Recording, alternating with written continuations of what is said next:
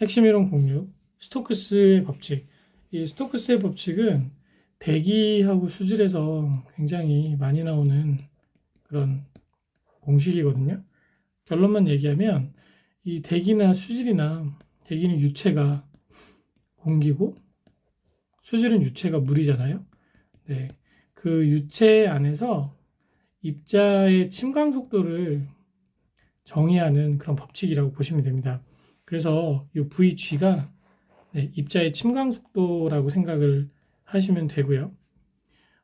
대기하고 수질이 다른 점은 이 가스의 밀도값의 유무라고 볼 수 있습니다. 이게 뭐냐면 대기에서는 이게 가스의 밀도고 수질에서는 물의 밀도예요.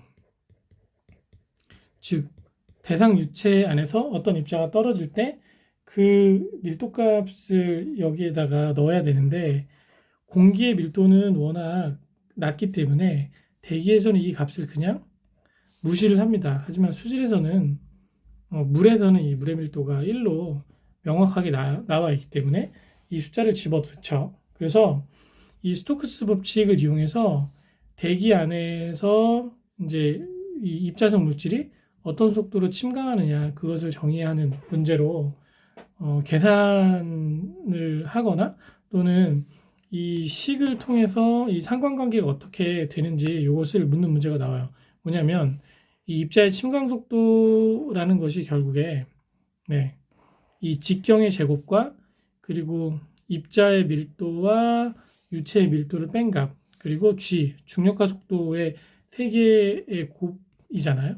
그래서 이 침강 속도가 직경에 비례하고 밀도 차에 비례하고 중력과 속도에 비례한데 이 직경은 제곱에 비례하잖아요. 그래서 직경의 영향을 가장 많이 받습니다. 그럼 문제를 바로 풀어보겠습니다. 이 문제는 결국에 VG 값을 우리가 구해야 되잖아요. 그래서 18 곱하기 뮤 분의 D의 제곱 곱하기 로 곱하기 G 값입니다. 원래 이 값이 이렇게 이게 이제 공기 밀도를 넣어야 되는데 대기에서의 공기 밀도 값은 거의 0에 가깝습니다. 워낙 값이 작기 때문에. 그래서 얘는 그냥 무시할 수 있어요. 그래서 스토크스 법칙을 대기에 적용할 땐 이 공식대로 진행을 합니다. 근데 지금 단위가 다 다릅니다. 예를 들어 직경은 3마이크로미터고요. 그리고 밀도 값은 5.2g per 세제곱 센티미터 고요.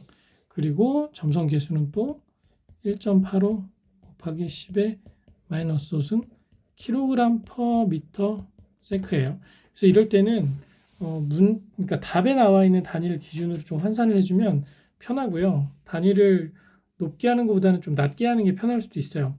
그래서 여기서 지금 센티미터니까 우선 이 직경 값을 센티미터로 환산을 해보면 3마이크로미터는 10의 마이너스 4승 센티미터거든요. 1 마이크로미터가 10의 마이너스 4승 센티미터입니다. 그래서 이렇게 약분되면 결국 이 값은 3 곱하기 10의 마이너스 4승 센티미터가 되고요. 얘는 그대로 쓰면 됩니다. 요 밑에 거는 단위를 바꿔줄 거예요. 여기 한번 바꿔볼게요. 1.85 곱하기 10의 마이너스 5승 요 g을 킬로그램으로 바꾸겠습니다. 킬로그램 곱하기 1kg은 10의 3승 g 약분되면 마이너스 5하고 3하고 더하면 얘는 1.85 곱하기 10의 마이너스 2승 g이 되겠죠. 이게 분자입니다. 분모는 미터 곱하기 세크인데 얘를 요거를 센티미터로 바꿀게요. 그러면 1미터는 10의 제곱 센티미터가 되죠. 그러면 얘는 10의 제곱 센티미터 곱하기 세크가 되는 겁니다. 그럼 이게 분모로 갈 거예요. 이렇게 이동해서 10의 제곱 센티미터 곱하기 세크 이렇게 되는 겁니다. 환산을 하면. 그럼 이 값을 분모 분자를 하나로 통합해서 하나의 숫자로 표현을 해보면 1.85 곱하기 10의 마이너스 원래 2승인데 여기 10의 2승이 분자로 올라가면 마이너스가 붙잖아요. 그래서 마이너스 4승이 됩니다. 그리고 그 그램 퍼 센티미터 곱하기 세크. 요게 이제 이 스토크스 법칙하는 요 뮤의 요 자리로 들어가면 되는 거예요. 그러면 네, 요거를 지우고 이게 이제 10-4승 그램 퍼 센티미터 곱하기 세크 이렇게 되잖아요. 그럼 이걸 가지고 스토크스 법칙에 넣어볼게요. 순서대로. 자, VG 값은 18 곱하기 1.85 곱하기 10의 마이너스 4승 그램 퍼 센티미터 세크고요. 분자는 또 그대로 넣으면 되죠. 자, 요 값 3 곱하기 10의 마이너스 4승 센티미터의 제곱이죠. 곱하기 그리고 밀도 네 5.2 그램 퍼 세제곱 센티미터. 그리고 중력가 속도를 넣어야 되는데 중력가 속도는 9.8 미터 퍼 세크고 여기 센티미터로 바꿔야 되니까 100 곱하면 980이 되겠죠. 그래서 980 센티미터 퍼 세크 제곱입니다. 제곱. 네. 980 센티미터 퍼 세크. 네, 그래서 요거를 이제 네, 이렇게 제곱이 되죠. 그래서 요거를 이제 다 약분을 해보면 계산기로 한번 돌려보겠습니다. 3 곱하기 10의 마이너스 4승이죠. 네. 그리고 얘의 제곱. 네.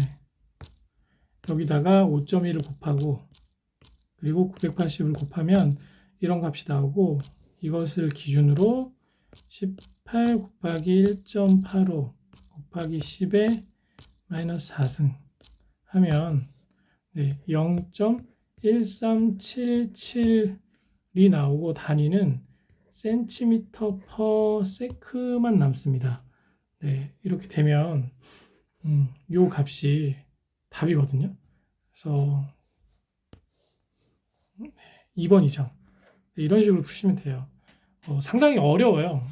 어려운데 원리는 뭐 간단합니다. 공식에 넣으면 됐는데 뭐가 어려우냐면 이렇게 단위를 다 바꿔야 되는 게 쉽지 않습니다.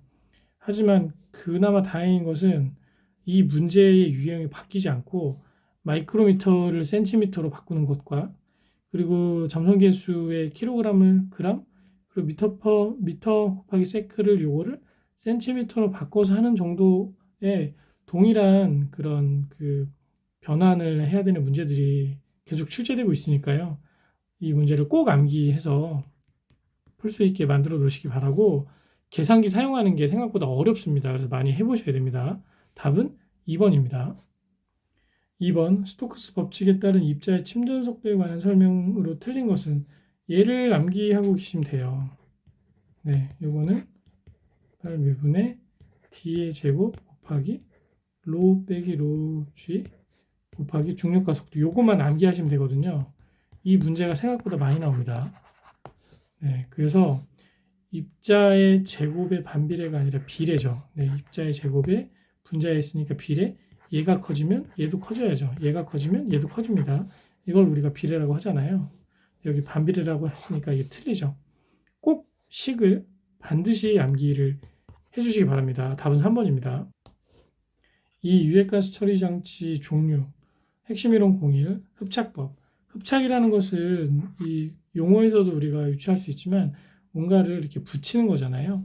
그래서 기체의 분자나 원자가 고체 성분인 흡착제에 달라붙는 것을 우리가 흡착이라고 하고요. 흡착은 물리적 흡착과 화학적 흡착이 있습니다. 이거 나중에 한번 좀 자세하게 할 텐데 오늘 간단하게만 설명을 드리자면 물리적 흡착은 결합력이 약합니다. 네, 반데르발스 힘이라고 도마뱀이 벽을 붙어 다니는 그런 힘 정도 생각하시면 돼요. 그래서 걔네들은 툭 치면 떨어지잖아요. 똑같은 원리로 흡착제가 물리적 흡착으로 어떤 입자를 쥐고 있으면 강한 충격을 주면 이게 떨어집니다. 그 강한 충격을 여러 가지 형태로 줄 수 있는데 가온을 하는 열을 그러니까 888 끓이면 이게 떨어지고 이렇게 해서 흡착제를 재생해서 쓰기도 합니다. 그래서 그런 것들을 우리가 물리적 흡착이라고 하고, 흡착 시 발열 반응, 달라붙을 때 열이 납니다. 그리고 분자량이 클수록 흡착이 잘 되고, 가역적 결합이라는 것은 흡착이 됐다가 재생이 됐다가 이게 쉽게 할 수 있다라는 뜻이에요. 그래서 물리적 흡착 원리로 흡착된 그 흡착제는 다시 사용할 수 있습니다. 네. 여기가 같은 얘기죠. 네. 가온으로 흡착제 재생이 가능하다. 반면에 화학적 흡착은 A와 B가 결합된 게 이렇게 그냥 이렇게 붙어버린 거예요. 그래서 이거는 한 번 가면 역으로는 못 옵니다. 네. 하지만 성능은 굉장히 좋다고 볼 수 있겠죠. 자, 흡착 반응은 화학적 결합의 파괴 및 재형성 과정을 포함한다. 그래서 중요한 말이 이거죠. 물리적 반응보다 결합이 강하고 비가역적, 한 번 가면 못 옵니다. 그러므로 흡착제 재생이 불가능하다. 이 두 가지의 특징을 꼭 암기를 해두세요. 그래서 물리적 흡착과 화학적 흡착의 차이를 비교하는 문제가 많이 나오기 때문에 공부를 해두시면 좋습니다. 그래서 흡착제로는 활성탄, 알루미나, 제올라이트 등이 사용된다. 모두 비표면적이 매우 크다. 비표면적이 크다는 게 다공성이라고 했는데 우리가 생각해보면 이런 동그란 모양의 흡착제가 있는데 구멍이 한 개 있는 거랑 동그란 모양의 흡착제가 있는데 구멍이 하나, 둘, 세 개 있는 건 표면적의 넓이가 이게 더 클 거 아니에요. 그쵸? 구멍이 있다라는 것은 이 내부에 이렇게 뚫려 있는 구멍이 반대로 이렇게 떨어져 나가는 거잖아요. 그러면 요 내부에 있는 표면적이 지금 요거는 한 개고 요거는 세 개잖아요. 그럼 면적이 전체 면적과 이 구멍 안에 있는 면적까지 포함하면 비표면적이 굉장히 구멍이 많으면 많을수록 크게 되겠죠. 그렇게 이해하시면 좋습니다. 그리고 흡착 등온식이라는 것이 있습니다. 흡착제로 오염물질을 제거하는 데 사용되는 식인데 요거는 최근에 시험 문제에 이렇게 별로 나온 기억은 사실 없어요. 그래서 문제를 나중에 이제 기출문제 중심으로 풀 때 과거 문제가 나오면 한번 제가 다뤄드리도록 하겠습니다. 근데 이런 뭐 그냥 그 개념 정도 숙지하시고 나중에 문제가 나오면 문제를 한번 같이 풀어보면 좋을 것 같아요. 흡착제의 종류, 활성탄, 활성알루미늄, 실리카겔, 분자체, 보그사이트 뭐 이런 용도로 쓴다. 근데 요 흡착제 종류 정도만 좀 명확히 아시면 되고 용도는 사실 용도까지는 시험 문제 나온 적은 없어요. 한 번도. 그럼 문제를 한번 보시겠습니다. 1번 화학흡착의 특성에 해당되는 것은 보면 화학과 물리적 흡착의 비교를 할 때 얘는 가역적이고 한번 갔다가 올 수 있고 얘는 비가역적입니다. 한 번 가면 못 와요. 무슨 뜻이냐면 얘는 재생이 됩니다. 얘는 재생이 안 되죠. 가온을 해도 재생이 안 됩니다. 효과는 좋지만. 그래서 4번이 답이 되겠죠. 2번 흡착법에 관한 설명으로 옳지 않은 것은 물리적 흡착을 반데르발스 흡착이라고 한다. 맞죠? 2번도 맞고요. 화학적 흡착은 비가역입니다. 비가역. 가면 못 옵니다. 재생이 불가능하죠. 답은 3번입니다. 3번 가스 상태의 오염물질을 물리적 흡착법으로 처리하려고 한다. 흡착 효율을 높이기 위한 방법으로 옳은 것은 이게 가스 상태라고 하면 기체잖아요. 기체. 기체인 경우에 온도가 너무 높으면 그냥 다 날아가고 온도가 낮으면 낮을수록 흡착이 더 잘 되는 경향이 있습니다. 그래서 이게 2번이 맞죠. 나머지는 다 반대입니다. 답은 2번입니다. 4번 수처리 시 사용되는 응집제와 가장 거리가 먼 것은 다른 거는 다 응집제인데 얘는 흡착제잖아요. 흡착제가 응집제가 될 수는 없죠. 그래서 답은 3번입니다. 핵심 이론 공이 중유타랑법과 배연타랑법의 종류. 이 파트가 결국에 우리가 유해가스를 처리하는 처리 방법에 대한 이야기를 하고 있고 그 중에 이제 이 파트는 이제 황을 제거할 때 전처리하느냐 후처리하느냐 그 정도 개념으로 생각하시면 좋을 것 같아요.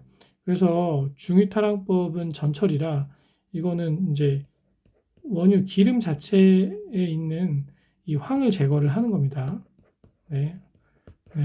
그렇죠. 배연타랑법은 연기가 이제 빠져나가는 연통에서 이제 제거를 하는 거죠. 그래서 연소 후에 이산화황을 흡수해서 이제 굴뚝으로 배출을 하기도 하고 자동차 이 배출구에서도 제거를 할 수 있습니다. 그래서 배연탄압법은 석회 활성탄 산화마그네슘에 의한 흡수법 총 이 세 가지 방법이 있다고 합니다. 요것도 시험에 한번 나왔던 것 같아요. 그럼 문제를 한번 보실게요. 1번 중유의 탈항법으로 가장 실용적임을 많이 사용하는 방법은 이제 아까 위에 거 안 봤는데 요 네 가지 또 암기를 해두세요. 시험 문제 많이 나옵니다. 그 중에 접촉 수소와 탈항을 가장 많이 사용한다고 합니다. 그래서 이제 접촉 수소와 탈항법이 가장 많이 사용된다라고 푸시면 됩니다. 답은 4번이고요. 2번 중유의 탈항 방법과 가장 거리가 먼 것은 아까하고 똑같은 문제죠. 그래서 접촉 수소와 탈항, 그리고 금속산화물에 의한 탈항, 미생물에 의한 탈항, 그리고 방사선, 접촉 산화물이 아니라 접촉 수소와 탈항이라고 하죠. 이게 표현이 좀 잘못됐죠. 답은 4번입니다. 다음 중 배기가스에 포함되어 있는 황산화물의 제거 방법이 아닌 것은 그래서 배연탈항법의 종류를 지금 묻는 문제인데요. 석회석, 활성탄, 산화마그네슘 이렇게 세 가지입니다. 수소화 탈항법이라는 거는 맞지 않아요. 그래서 답은 4번이고요. 4번 화력발전소에서 아황산가스가 배출이 많이 된다. 이에 저감 방법으로 적절하지 않은 것은 이거는 뭐 저유황 연료를 사용하면 좋죠. 고연도를 사용한다는 건 연도의 굴뚝이에요, 굴뚝. 고연도를 높은 굴뚝을 사용한다는 건데, 높은 굴뚝의 사용이 물론 좀 영향을 아주 안 미치는 건 아닌데, 이건 대기 확산과 희석과 연관이 되어 있지, 이거 자체가 어떤 저감 방법이다라고 얘기할 수는 좀 없겠죠. 그래서 답은 2번이에요. 나머지는 다 맞습니다. 핵심이론 03, 촉매산화법. 촉매산화법도 마찬가지로 가스를 처리하기 위한 그런 이제 처리 방법 중에 하나입니다. 그래서 배기가스에 포함되어 있는 그 물질들 중에 이제 유기물 같은 것을 태워서 없애는 또는 촉매와 같이 반응을 해서 이제 연소시키는 그런 처리법인데 중요한 것은 촉매가 사용되는 만큼 연소의 온도가 상대적으로 저온이다. 그렇게 생각하시면 좋아요. 그래서 가스상 오염물질을 연소시켜서 뭐 악취 같은 것도 이렇게 제거가 가능하거든요. 처리하는 방법이다라고 이해하시면 좋고요. 화학식은 이제 이게 용제라고 나와 있는데 이게 대상 물질이겠죠. 처리해야 될 그 가스상 오염물질 그리고 이렇게 연소하면 이게 완전 연소가 됐을 때 이산화탄소와 물과 열 발생으로 이제 다른 물질로 바뀌어서 이 물질이 처리가 된다라는 식으로 이해하시면 좋아요. 그럼 문제를 보시겠습니다. 1번 대기오염 물질인 분진의 제거 방법으로 적당하지 않은 것은 촉매산화법은 이 분진은 입자잖아요. 얘는 가스를 제거할 때 좋습니다. 태우는 거니까. 저온에서 200에서 400도씨. 그래서 답은 1번입니다.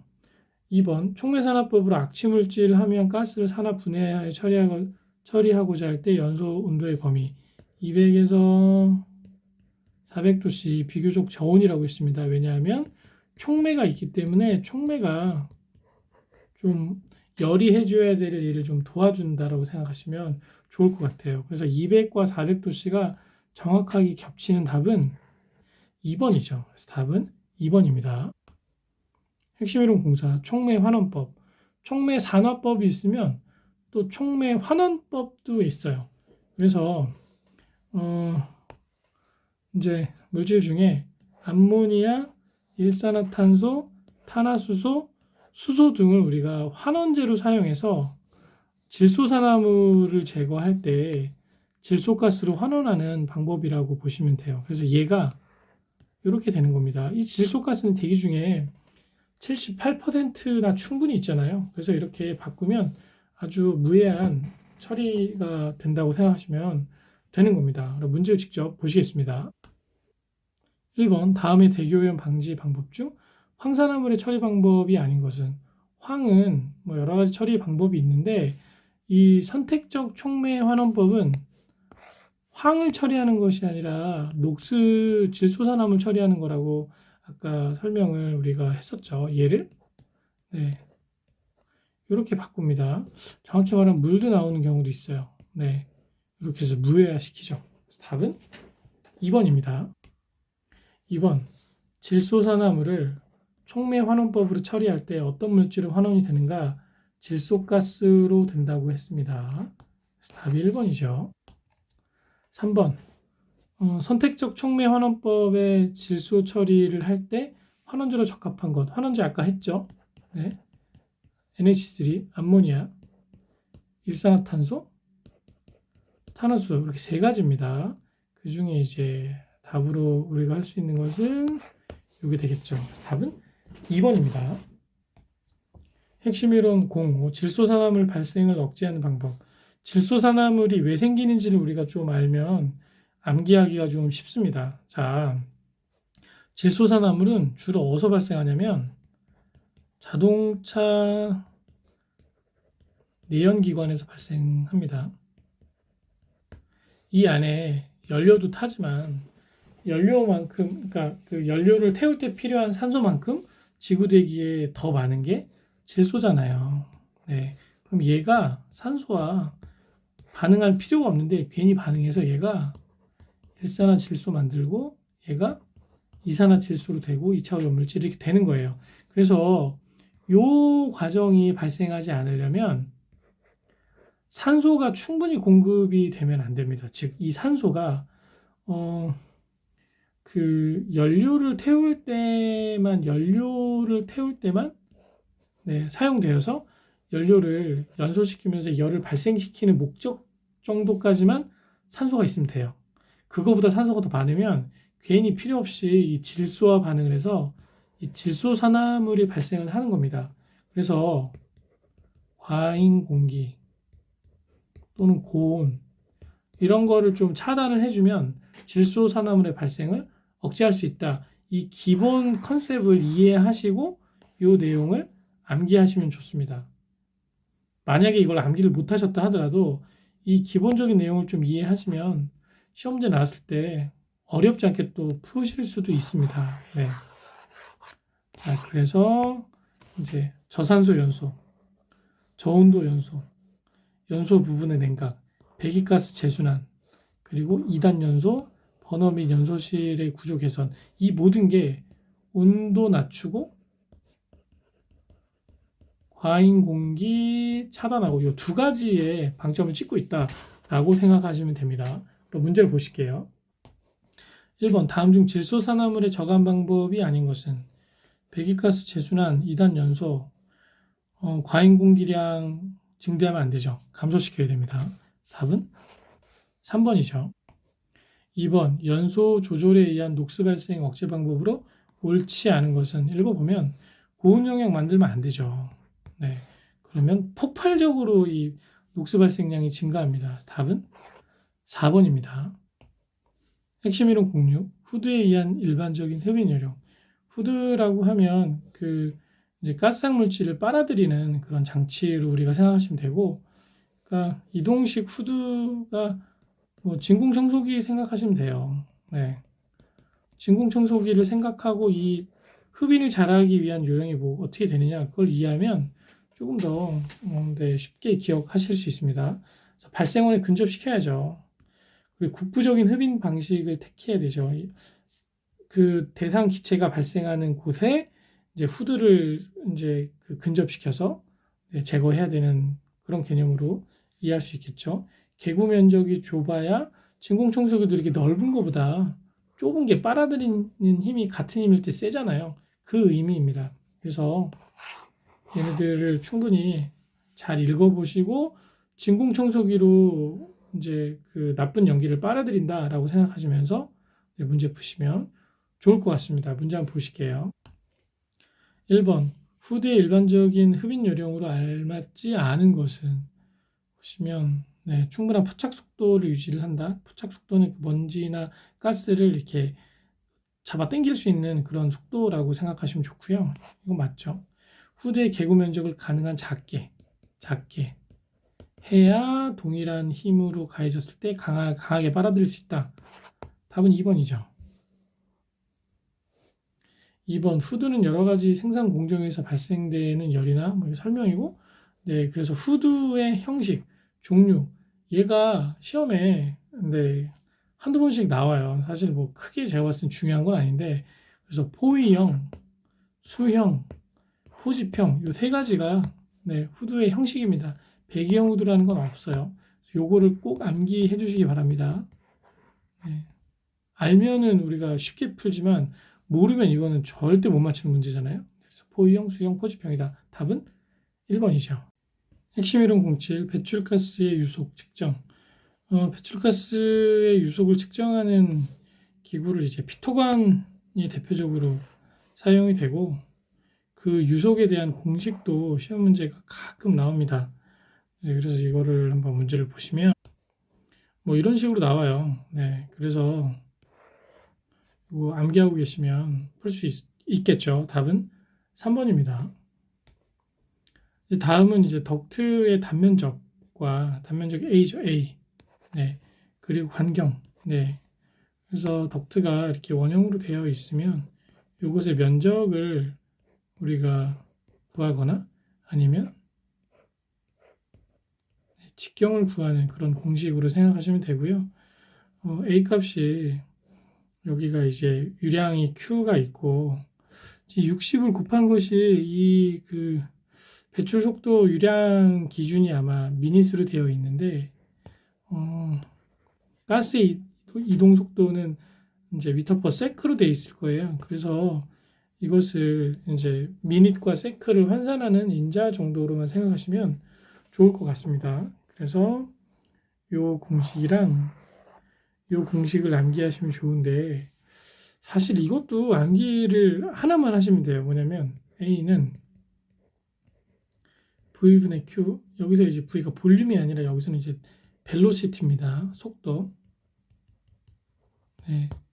그리고 요 D 값은 원래 반지름 곱하기 반지름 곱하기 3.14가 A잖아요. 근데 이 반지름이라는 것이 결국에 2분의 1 D잖아요. 네, 반지름이 이만큼 아닙니까? 그래서 2분의 1 D 곱하기 2분의 1 D 곱하기 파이가 A니까 이것을 풀어서 쓰면 4분의 1 D의 제곱 곱하기 파이는 A. 그럼 이거 넘기면 파이가 밑으로 들어가죠. 그쵸? 그리고 4분의 1을 넘기면 위로 이제 들어가잖아요. 즉, 이 공식 자체가 D의 제곱이 파이분의 4A가 되고, 이거 제곱 넘기려면 루트로 뒤집어 씌우면 되잖아요. 이렇게 유도하면 굳이 암기하지 않으셔도 됩니다. 그래서 저는 예전에 공부할 때 얘는 네, 암기 안 했어요. 그래서 반지름 곱하기 반지름 곱하기 3.14로 유도해서 풀면 조금 더 쉬울 수도 있습니다. 아무튼 요거 기준으로 문제를 보시면 이런 문제가 나오는 거예요. 네, 배출가스량과 이동속도 감안해서 산정하는 공식이 뭐냐. 네, 풀 수 있겠죠. 답은 4번입니다. 핵심 이론 공부, 상당지름, 상당직경. 요거 개념만 확실하게 알고 넘어가시면 좋을 것 같아요. 상당지름. 이게 원래 굴뚝이 사각형도 있고 원형도 있습니다. 근데 이제 사각형 기준으로 생겼을 때 얘를 원형으로 환산했을 때의 직경이 얼마냐? 그것으로 이해하시면 좋아요. 그래서 여기가 뭐 A 이렇게 B 이렇게 있으면 네, 다시 그릴게요. 굴뚝이 이렇게 있을 때 여기가 A 여기가 B 이렇게 있으면 이것을 원형 굴뚝으로 이제 바꿨을 때 요 직경 D 값은 이렇게 된다. 그래서 이거를 계산하는 문제가 많이 나옵니다. 같이 한번 풀어보시겠습니다. 우선 이제 기본적으로 공식 물어보는 문제니까 이런 거는 꼭 숙지하셔서 틀리지 않게 해주시면 좋고요. 이제 직접 계산하는 문제죠. A가 45, B가 55. 두 개 더하면 100이잖아요. 참 이렇게 쉬운 문제 나오면 좋을 것 같아요. 네. 이렇게 100이나 뭐 10 이렇게 딱 떨어지는 게 좋잖아요. 그렇죠? 그래서 분모가 A 플러스 B니까 100cm. 네. 분의 분자는 2 곱하기 45cm 곱하기 55cm다. 그러면 센티미터 하나씩 약분되면 2 곱하기 45 곱하기 55를 100으로 나누는 값이잖아요. 계산기로 해보시면 자, 2 곱하기 45 곱하기 55 나누기 100. 그럼 49.5가 나오죠. 답이 네, 3번입니다. 핵심 이론식 기타 계산 공식. 이제 그 가스에 관한 이제 계산 공식은 거의 끝나는데 어차피 이제 하나나 두 개의 공식이 계속 이제 돌아가면서 나오는 걸로 생각하시면 좋아요. 여기 보면 이제 단면적과 풍속이 결국 같은 공식입니다. 네, 이 자리가 이게 스위치돼서 되는 거라 네, 그래서 그런 의미로 이해하시면 좋고 이 단면적이라는 것이 결국에 유량이 네, 이제 미터 세제곱 부피 퍼 시간이고 벨로시티는 길이 퍼 시간이잖아요. 그럼 시간 약분되고 미터 하나 없어지고 3에서 1 빼면 미터 제곱 면적 나오잖아요. 네, 이렇게 해서 이해하시면 좀 좋습니다. 3번 통풍력. 통풍력은 이 공식이 있거든요. 네, 이게 온도에 연관된 그런 그 공식이라고 생각하시면 좋습니다. 바람의 힘을 의미를 하는 거고 굴뚝 내 평균 가스 온도나 또는 이제 충신층의 높이 이런 것들 좀 숙지하신 다음에 계산 문제를 한번 직접 풀면서 보시겠습니다. 직경이 200mm라고 하고 그리고 풍량이 V죠. 100 큐빅미터 퍼 미닛. 표준 공기를 송풍할 때 관내 평균 풍속은 얘는 결국에 이제 평균 풍속 구하라고 했으니까 V는 네, A분의 Q 요걸로 넣으면 끝나죠. 네. 근데 A를 구해야 돼요. A가 직경이 200mm인데 지금 왠지 미터로 바꿔야 될 것 같지 않습니까? 그럼 이제 200mm를 미터로 바꾸면 0.2m가 되죠. 네. 왜냐하면 이제 200mm 곱하기 10의 3승 mm가 1m잖아요. 그래서 요거 약분되고 여기 공이 이제 하나, 둘, 세 개잖아요. 여기 두 개잖아요. 그럼 두 개 없어지면 하나가 남죠. 그래서 0.1이 되는 겁니다. 그래서 0.1 곱하기 2 하면 0.2 미터가 되는 거죠. 네, 200mm가. 그러면 이게 이제 직경이에요. 직경. 다이아미터 D. 네. 그러면 4분의 1 D의 제곱 곱하기 파이가 결국에 면적이니까 4분의 1 곱하기 3.14 곱하기 0.2의 제곱. 이 계산기로 같이 해보실게요. 네.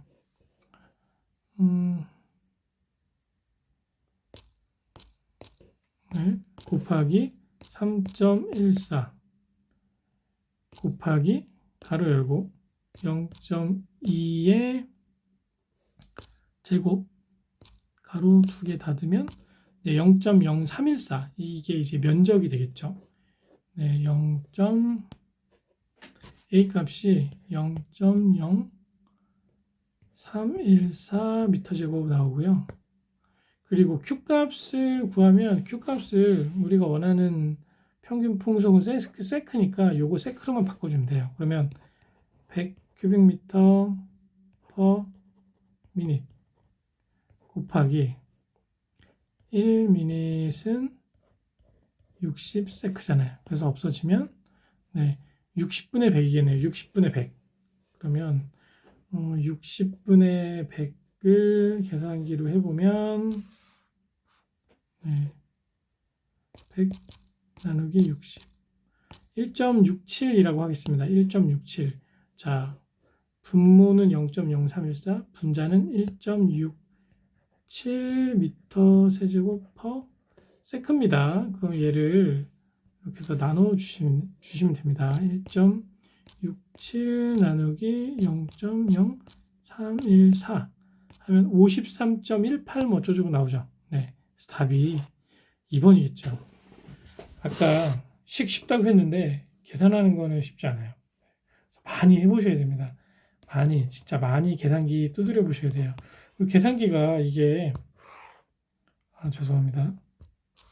이게 이제 안드로이드 삼성 탭에 있는 계산기인데 아이폰도 다르고, 그리고 이제 직접 시험 보러 가시면 그 컴퓨터에 있는 계산기로 계산을 하시거든요. 특히 이 지수 표현하는 거나 이제 자연 로그나 이 값 이런 거 로그 값 표현하는 게 조금 달라요. 그래서 많이 만져보셔야 됩니다. 특히 아이폰 유저들 같은 경우는 이게 삼성 계산기하고 이 지수 표현하는 게 좀 달라서 좀 헷갈릴 수 있거든요. 그래서 기준을 휴대폰에 있는 거 말고 컴퓨터에 있는 그런 일반 기초 계산기를 기준으로 그걸 공학용으로 모드를 바꾸셔가지고 많이 써보셔야 돼요.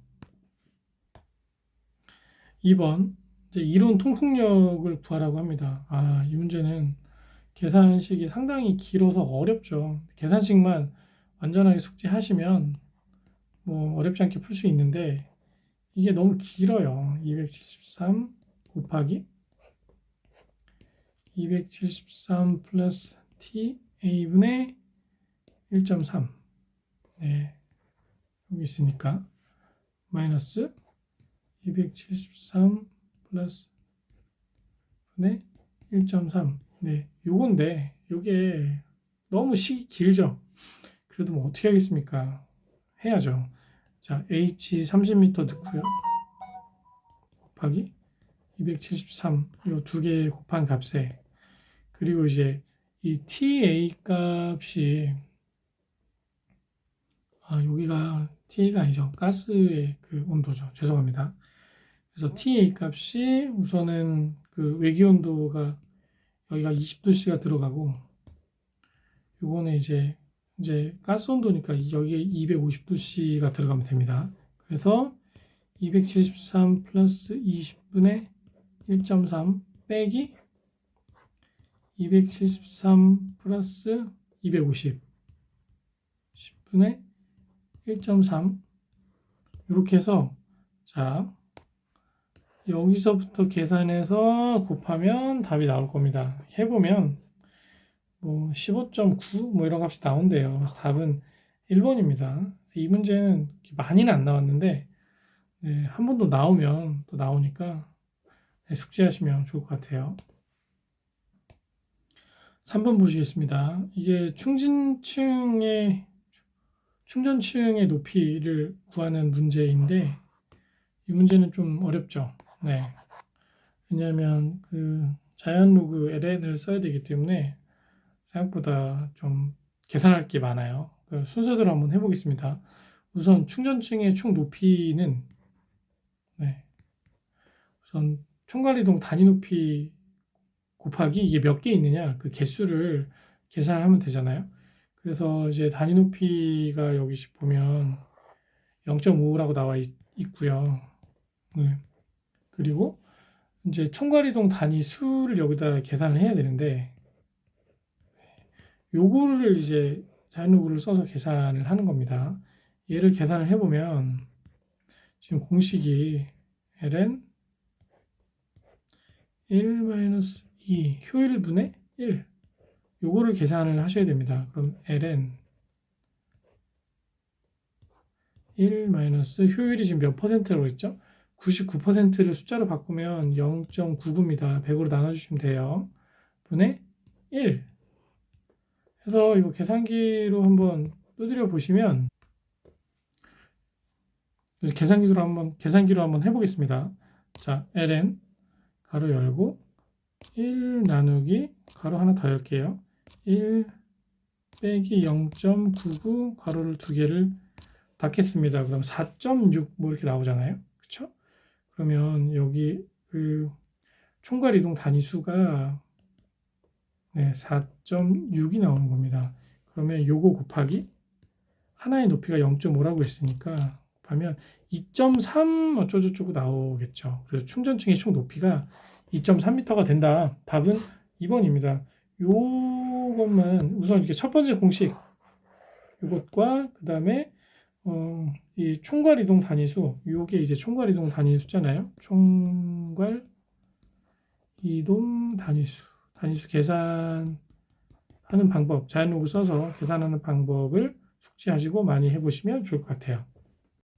3. 유해가스 처리 장치의 유지 관리 핵심 이론 01 포착 속도와 흡착제. 포착 속도는 개념을 묻는 문제가 나옵니다. 그래서 대상 가스를 이제 후드로 이동시키기 위해 적절한 바람의 속도를 물어보고요. 이건 동력비와 연관이 있기 때문에 굉장히 중요하겠죠. 그리고 대표적인 흡착 물질 중에 하나가 이제 그 활성탄 같은 흡착제인데요. 얘네들은 이 5가지 특징을 가지고 있어야 됩니다. 압력 손실이 작아야 되고, 이것도 동력비죠. 압력 손실이 높으면 이동할 때마다 힘이 떨어진다는 뜻이에요. 그래서 압력 손실이 작아야 흡착제를 잘 통과할 수 있겠고, 강도와 경도가 어느 정도 있어야 내구성 있게 오래 쓸 수 있겠죠. 흡착률, 이건 효율이고요. 효율이 좋아야 된다. 그리고 이제 이 두 가지는 이제 재사용과 그 대상 물질의 회수가 어려우면 흡착제로서의 역할이 좀 적절하지 못하겠죠. 이 5가지를 암기를 꼭 해주세요. 시험 문제 나옵니다. 그럼 문제 보실게요. 1번 포착 속도의 개념을 묻는 문제죠. 포착 속도의 설명. 그래서 오염원에서 후드로 이동시키기 위한 최소한의 속도라고 우리가 공부를 했죠. 답은 2번입니다. 2번 유해가스의 흡착 처리에서 흡착제 활성탄으로 기억을 해주세요. 활성탄 선택할 때 이제 조건으로 적합하지 않은 것은 3가지 맞는데 압력 손실이 커가 아니라 낮아야 한다, 작아야 한다죠. 답은 4번입니다. 핵심 이론 02 흡수액의 구비 조건. 유해가스를 처리를 할 때 고체 물질인 흡착제에도 쓰기도 하지만 흡수액이라는 걸 쓰기도 합니다. 즉 이렇게 탑을 만들어 놓고 흡수탑을 만들어 놓고 여기에 흡수액으로 채워 넣어요. 그리고 하부, 상부로 오염물질이 포함된 공기를 넣습니다. 대표적인 오염물질로 우리가 예를 들자면 암모니아 같은 것들이 들어가면 이제 물을 만약에 흡수액으로 쓰면 암모니아가 조율성이 높아서 이게 다 녹을 거 아니에요. 그리고 빠져나갈 땐 깨끗한 공기만 외부로 빠져나가게 되겠죠. 이런 대표적인 물과 같은 것을 우리가 흡수액으로 기억하시면 좋습니다. 이것을 기준으로 이 5가지 내용을 암기를 해주세요. 이것도 시험 문제 나와요. 그럼 문제 보시겠습니다. 1번 흡수장치의 흡수액에 갖춰야 할 조건. 옳지 않은 것은 흡수액은 용해도가 작으면 안 되죠. 용해도가 높아야. 이 용해도가 높다는 것은 아까 말씀드린 흡수액으로 예를 들어 이제 물 같은 흡수액이 있으면 암모니아가 녹아 들어갈 때 이 물이 암모니아를 흡수액이 얼마나 많이 녹일 수 있느냐, 그것을 우리가 용해도라고 할 수 있잖아요. 용해도가 작으면 이런 오염물질이 흡수가 안 되겠죠. 그래서 답은 1번이죠. 나머지 건 맞습니다. 2번 흡수 공정으로 유해가스를 처리할 때 흡수액이 같은 문제죠. 용해도가 커야 되고 점성이 작아야 된다. 점성은 저항과 관련이 깊습니다. 그래서 흡수액이 점성이 높으면 그 흡수액을 뚫고 나갈 때 동력비가 많이 듭니다. 즉 전기세가 많이 들겠죠. 점성은 당연히 작아야 됩니다. 휘발성이 커야 된다? 휘발성은 낮은 것이 좋아요. 왜냐하면 흡수액이 휘발성이 크면 클수록 잘 손실이 돼서 사라집니다. 그럼 다시 흡수액을 채워 넣어야겠죠. 그럼 이게 또 돈과 관련된 얘기이기 때문에 휘발성은 큰 것은 좋지 않다. 답은 3번이죠. 3번 유해가스를 흡수액에 흡수시켜 제거하려고 할 때 흡수 효율과 관련이 깊은 인자, 이거는 문제로 암기를 해주시면 좋을 것 같습니다. 네. 자, 그래서 지금 이제 여기 보면 기체와 액체의 접촉 시간 및 접촉 면적과 관련이 있고요. 흡수액에 대한 유해가스의 용해도도 관련이 있고 유해가스의 분압도 관련이 있습니다. 그렇지만 운반가스의 활성도와는 관련이 없죠. 이 캐리어 가스라는 게 네, 이 문제 자체하고는 조금 적합하지 않습니다. 캐리어 가스는 GC에서 미량 원소를 분석할 때 그 대상 물질을 이동시켜주는 이동 기체이기 때문에 이 문제와는 전혀 관련이 없는 그런 그 답이에요. 답은 4번입니다. 핵심 이론 03 충전물의 구비 조건. 아까 얘기했던 그 이제 흡수액이 물이라고 보면 충전물은 이제 고용물이라고 생각하시면 돼요. 그래서 가스를 제거를 할 때 어떤 액상 상태를 흡수해서 제거하느냐 또는 충전물, 고용물을 이용해서 제거하느냐 그 차이라고 보시면 될 것 같습니다. 그 흡수탑에 들어가는 고용물의 구비 조건도 다음과 같은 조건을 만족을 해야 합니다. 단위 용적에 대한 표면적이 커야 된다. 당연히 같은 면적에 그 비표면적이 크면 더 많은 가스를 처리할 수 있겠죠. 마찰 저항과 압력 손실이 작은 것은 계속 얘기하지만 동력비와 관련이 있다. 공급률과 충전 밀도가 커야 된다. 이것은 1번이랑 비슷한 얘기인데요. 네, 같은 공간 안에 충전 밀도가 크고 공급률이 많을수록 비표 면적이 커져서 더 많은 가스상의 오염물질을 제거할 수 있겠죠. 내열성, 열에 강하고 내식성, 부식에 강해야 된다. 다섯 번째는 액의 홀드업이 작아야 된다. 액의 홀드업이라는 것은 충전물이 그 처리가스가 점점 더 많은 양이 이제 유입되면서 그 충전층에 그 가스를 포함한 액을 보유하는 양이 이제 늘어난다는 뜻이에요. 그 양이 많으면 많을수록 압력 손실이 발생을 합니다. 그 압력 손실이 발생한다는 것은 이게 똑같이 동력비와 연계가 되어 있는 그런 내용이겠죠. 그래서 액의 홀드업이 작으면 작을수록 동력비를 줄이는 조건으로 운전을 할 수 있다라고 이해하시면 좋을 것 같아요. 그럼 문제를 보시겠습니다. 충전탑에 채워주는 충전물의 조건, 틀린 것은 비표 면적이 커야죠. 네. 작으면 충분한 효율을 발휘하지 못합니다. 답은 1번이고요. 뭐 계속 같은 문제죠. 이런 것들이 반복된다고 보시면 돼요. 그래서 위에 있는 요 5가지 조건을 꼭 암기하시면 네, 문제 푸는데 좀 도움이 많이 되실 거예요. 제4절 집진. 집진은 집진이란 뜻이 이제 먼지를 이제 포집하는 거잖아요. 여기 집진율이나 먼지 통과율, 뭐 연속된 집진 장치 효율 이런 그 식들이 되게 많은데 제가 이런 식들을 다 설명해 드리는 것도 좋지만 조금 더 문제를 쉽게 푸는 방법을 통해서 좀 잘 맞출 수 있게 좀 도와드릴게요. 문제를 직접 이 식을 암기하지 않고 한번 풀어보겠습니다. 1번입니다. 집진장치의 입구와 출구의 농도가 나와 있고 집진율을 구하라고 지금 문제가 나와 있잖아요. 보시면 자, 요게 더스트 박스입니다.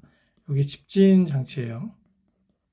네, 그래서 이제 들어갈 때가 2.8이고 단위는 똑같으니까 생략할게요. 그리고 나올 때가 0.1입니다. 그러면 안에서 몇이 제거된 거냐면 2.8에서 0.1을 빼면 2.7이 제거가 된 거잖아요. 즉 요만큼이 이제 포집된 거예요. 그렇죠? 그러면 전체가 2.8이었는데 이 중에 이제 제거된 효율이 2.7만큼 제거가 된 거죠. 이렇게 계산하시면 돼요. 그럼 계산을 해보면 2.7 나누기 2.8 곱하기 100. 그럼 96.4%잖아요.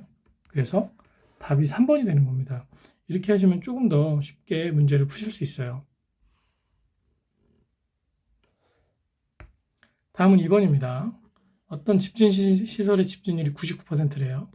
자, 여기에 99%의 효율을 가진 시설이 있습니다. 여기서 유입구가 15.5라고 합니다. 그럼 얼마가 빠져나오겠느냐 이거죠. 그럼 99% 제거되면 몇 퍼센트가 나오겠습니까? 1%가 나오겠죠. 그럼 15.5 곱하기 100분의 1을 하면 돼요. 그럼 얘를 100으로 나누면 되잖아요. 네. 그래서 15.5 나누기 그럼 0.15가 되겠죠.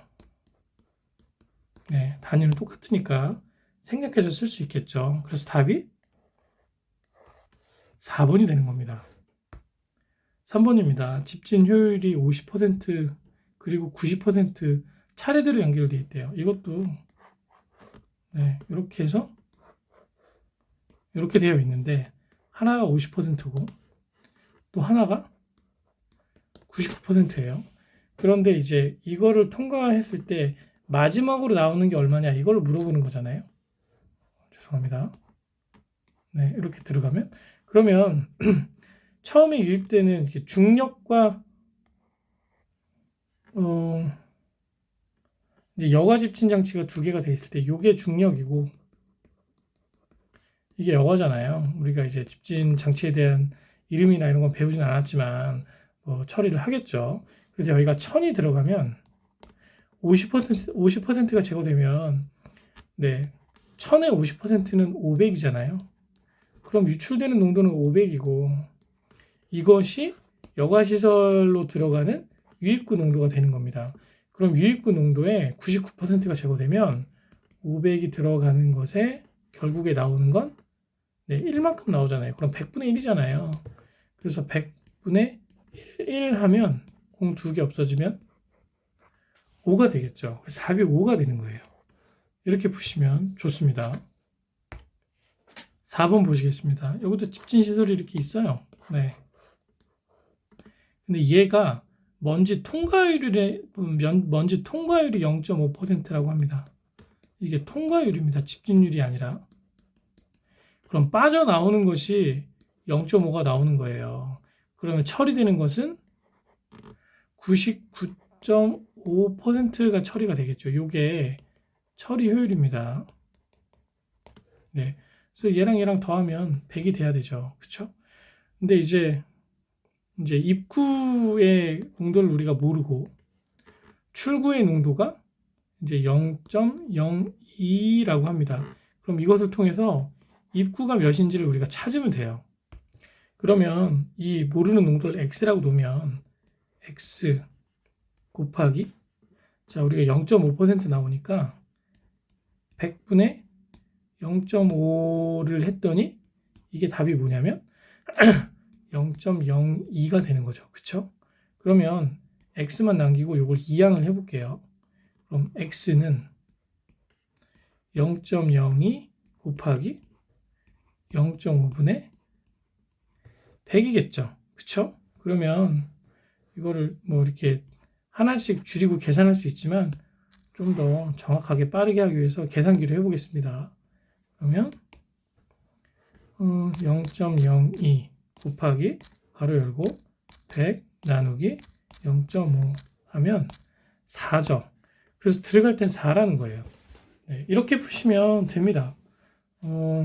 이게 어떻게 생각하면은 뭐 이 식을 다 암기하는 것이 더 좋을 수도 있고 그런 것들이 편하신 분들은 이렇게 암기하시면 좋은데 저는 예전에 이제 기사 공부할 때도 집진 효율에 관해서는 아예 이 식을 암기를 안 했었던 것 같아요. 그래서 머릿속으로 이걸 이해하고 나니까 문제 푸는 게 좀 많이 쉬웠던 기억이 나요. 그래서 이해를 하시고 그것으로 문제를 푸시거나 아니면 정석적으로 푸실 분들은 이 식을 암기하시고 푸는 것 어느 것을 이용해서 푸셔도 무방하니까 좀 편한 것을 하시면 좋을 듯 싶습니다. 핵심 이론 공이 총 집진 효율. 이 파트도 이제 문제를 직접 푸시면서 제가 설명을 드리도록 하겠습니다. 보시겠습니다. 함진 농도가 처음에 들어오는 게 10이래요. 단위를 그냥 뺄게요. 다 똑같으니까. 얘를 처리할 때 1차와 2차 집진 시설 두 개를 놓는데 처음에 처리하는 시설이 이제 90% 집진율이고 두 번째를 몰라요. 근데 나오는 것은 0.2가 나온다고 합니다. 그러면 그냥 쉽게 하나씩 따져보면 돼요. 자, 10이 들어가서 90% 제거하면 10%만 나오겠죠. 그럼 10%는 0.1이잖아요. 네.